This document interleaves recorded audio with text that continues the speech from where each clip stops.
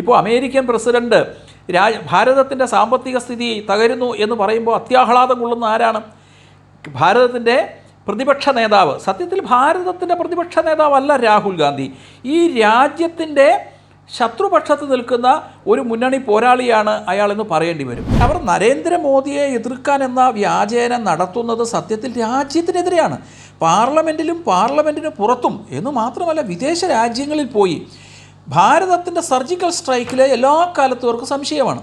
Operation Sindoor ഒരു പരാജയമായിരുന്നു എന്ന് സ്ഥാപിക്കാൻ പാർലമെൻറ്റിനകത്തും പുറത്തും ശ്രമിക്കുന്ന ആരാണ്? കോൺഗ്രസ്സാണ്. ഇത് രാഷ്ട്രീയമല്ല, രാഷ്ട്രവിരുദ്ധ പ്രവർത്തനമാണ്. ചിദംബരം ആഭ്യന്തരമന്ത്രിയായിരുന്ന സമയത്ത് മാലേഗാവ് സ്ഫോടനത്തിൽ സർസംഘചാലിന് പങ്കുണ്ട് എന്നുള്ള ഒരു നിഗമനത്തിൽ തീവ്രവാദ വിരുദ്ധ സ്ക്വാഡ് മഹാരാഷ്ട്രയിലെ അറസ്റ്റ് ചെയ്യാനൊരു നീക്കം നടത്തിയിരുന്നു എന്നുള്ളൊരു വെളിപ്പെടുത്തൽ അന്ന് അത് അവരുടെ കൂടെ ജോലിയിൽ ഉണ്ടായിരുന്ന ഒരു SI ഇപ്പോൾ റിട്ടയർഡ് ആയപ്പോൾ വന്ന് വെളിപ്പെടുത്തിയിരിക്കുകയാണ്. അപ്പോൾ എന്താണ് അതിനെക്കുറിച്ച് അന്ന് അവർ അത്രയും ആസൂത്രണം ചെയ്തതിൻ്റെ ഒരു ഉദ്ദേശത്തെക്കുറിച്ച്? അല്ല, കോൺഗ്രസ്സിനെ സംബന്ധിച്ച് എല്ലാ കാലത്തും അവരുടെ മുന്നിലുള്ള ഒരു കീറാമുട്ടി അല്ലെങ്കിൽ ഒരു വെല്ലുവിളിയാണ് രാഷ്ട്രീയ സ്വയംസേവക സംഘം. അത് നെഹ്റുവിൻ്റെ കാലം മുതലുള്ള ഒരു പ്രവണതയാണ്. അതുകൊണ്ടാണ് 48-ലെ ഗാന്ധിവധം അത് RSSൻ്റെ മേലെ കെട്ടിവെച്ചുകൊണ്ട് RSSനെ നിരോധിക്കുകയും RSSനെ അന്നേ ഒരു ഭീകര സംഘടനയായിട്ട് ചിത്രീകരിക്കാനുള്ള ശ്രമവും കോൺഗ്രസ് ആരംഭിച്ചതാണ്. കാരണം ഇന്ന് കോൺഗ്രസ് ചവറ്റുകൊട്ടയിലേക്ക് തള്ളപ്പെട്ടതിൻ്റെ കാരണം വേറെ ആരുമല്ല, രാഷ്ട്രീയ സ്വയംസേവക സംഘം ശതാബ്ദിയിലേക്ക് എത്തുമ്പോൾ രാഷ്ട്രീയ സ്വയംസേവക സംഘം പ്രതിനിധാനം ചെയ്യുന്ന പ്രത്യയശാസ്ത്രം ഈ രാജ്യത്തെ ഭരിക്കുന്ന ഒരവസ്ഥയിലേക്ക് വന്നു. അപ്പോൾ അത് അന്നേ അവർക്ക് നെഹ്റുവിന് അറിയാമായിരുന്നു.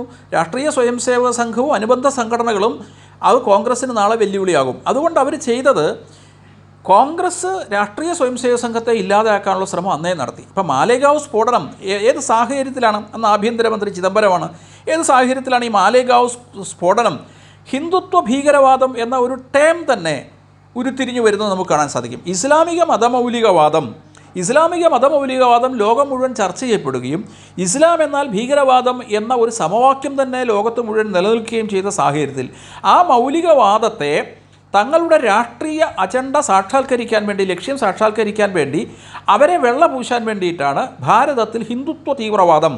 അങ്ങനെ ഹിന്ദുത്വ തീവ്രവാദത്തിൻ്റെ മുഖ്യ കക്ഷിയായിട്ട് രാഷ്ട്രീയ സ്വയംസേവക സംഘത്തെ ചിത്രീകരിക്കണം. രാഷ്ട്രീയ സ്വയംസേവക സംഘത്തിൻ്റെ പരമപൂജനീയ സർസംഘചാലകനെ തന്നെ ഈ മാലേഗാവ് സ്ഫോടനത്തിൻ്റെ പ്രതിയാക്കാൻ നടന്ന ഗൂഢാലോചനയാണ് ഇപ്പോൾ ആ കേസുമായി ബന്ധപ്പെട്ട പോലീസ് ഉദ്യോഗസ്ഥൻ തന്നെ വെളിപ്പെടുത്തുന്നു. അതേപോലെ അതിൽ അറസ്റ്റ് ചെയ്യപ്പെട്ടവരൊക്കെ നിരപരാധികളായിരുന്നു. കൊടിയ പീഡനങ്ങളാണ് അവർ ജയിലിൽ അനുഭവിച്ചത്. അപ്പോൾ ഇതൊരു കോൺഗ്രസിൻ്റെ ഗൂഢാലോചന ആയിരുന്നു എന്ന് വളരെ വസ്തുനിഷ്ഠമായിട്ട് പുറത്തു വന്നിരിക്കുകയാണ്. ഇപ്പോൾ അമേരിക്കൻ പ്രസിഡന്റ് ഭാരതത്തിൻ്റെ സാമ്പത്തിക സ്ഥിതി തകരുന്നു എന്ന് പറയുമ്പോൾ അത്യാഹ്ലാദം കൊള്ളുന്ന ആരാണ്? ഭാരതത്തിൻ്റെ പ്രതിപക്ഷ നേതാവ്. സത്യത്തിൽ ഭാരതത്തിൻ്റെ പ്രതിപക്ഷ നേതാവല്ല രാഹുൽ ഗാന്ധി. ഈ രാജ്യത്തിൻ്റെ ശത്രുപക്ഷത്ത് നിൽക്കുന്ന ഒരു മുന്നണി പോരാളിയാണ് അയാളെന്ന് പറയേണ്ടി വരും. അപ്പോൾ ഈ രാജ്യം പുരോഗതിയിലേക്ക് പോകുന്നില്ല എന്ന് സ്ഥാപിക്കാൻ വേണ്ടി പാർലമെൻറ്റിലും പുറത്തും വിദേശ രാജ്യങ്ങളിലും പോയിട്ട് രാജ്യത്തിനെതിരെ സംസാരിക്കുന്ന ഈ വ്യക്തി ഈ പാകിസ്ഥാൻ്റെ പ്രസിഡൻറ്റിനും അമേരിക്കൻ പ്രസിഡൻറ്റിനും രാഹുൽ ഗാന്ധിക്കും ഒരേ ശബ്ദം വരുന്നു. അപ്പം ഈ കോൺഗ്രസ് പ്രസ്ഥാനം എവിടെ നിൽക്കുന്നു? അവർ ഏതറ്റം വരെ പോകുന്നു? ഈ രാജ്യത്തിൻ്റെ ദേശീയ പക്ഷത്തെ പരാജയപ്പെടുത്താൻ വേണ്ടി, ദേശീയ മൂല്യങ്ങളെ പരാജയപ്പെടുത്താൻ വേണ്ടി, അത്തരം പ്രസ്ഥാനങ്ങളെ തകർക്കാൻ വേണ്ടി, അത്തരം പ്രസ്ഥാനങ്ങളെ സമൂഹമധ്യത്തിൽ ഭീകരവാദികളായി ചിത്രീകരിക്കാൻ വേണ്ടി ഏതറ്റം വരെ പോകുന്നു എന്നുള്ളതിൻ്റെ തെളിവാണ് മാലേഗാവ് സ്ഫോടനം. അതിൽ രാഷ്ട്രീയ സ്വയംസേവക സംഘത്തിന് പങ്കുണ്ട് എന്നും സർസംഘചാലകന് പങ്കുണ്ടെന്നുമൊക്കെ സമർത്ഥിക്കാൻ നടത്തിയ ഗൂഢാലോചന അത് പൂർണ്ണമായും ഗൂഢാലോചനയായിരുന്നു എന്ന് ഇപ്പോൾ തെളിഞ്ഞിരിക്കുകയാണ്. ഇനിയും കോൺഗ്രസിൻ്റെ ഭാഗത്തുനിന്ന് ഇത്തരത്തിലുള്ള ഗൂഢാലോചനകൾ തെളിയാനിരിക്കുന്നു. അവർ നടത്തിയ രാജ്യത്തിനെതിരെ നടത്തിയ ഗൂഢാലോചനകൾ പലതും ഇനിയുള്ള കാലത്ത് പുറത്തു വരും എന്നുള്ള കാര്യത്തിൽ യാതൊരു സംശയവുമില്ല. അവർ നരേന്ദ്രമോദിയെ എതിർക്കാൻ എന്ന വ്യാജേന നടത്തുന്നത് സത്യത്തിൽ രാജ്യത്തിനെതിരെയാണ്. പാർലമെൻറ്റിന് പുറത്തും എന്ന് മാത്രമല്ല വിദേശ രാജ്യങ്ങളിൽ പോയി ഭാരതത്തിൻ്റെ സർജിക്കൽ സ്ട്രൈക്കിലെ എല്ലാ കാലത്തും അവർക്ക് സംശയമാണ്. ഓപ്പറേഷൻ സിന്ദൂർ ഒരു പരാജയമായിരുന്നു എന്ന് സ്ഥാപിക്കാൻ പാർലമെൻറ്റിനകത്തും പുറത്തും ശ്രമിക്കുന്ന ആരാണ്? കോൺഗ്രസ്സാണ്.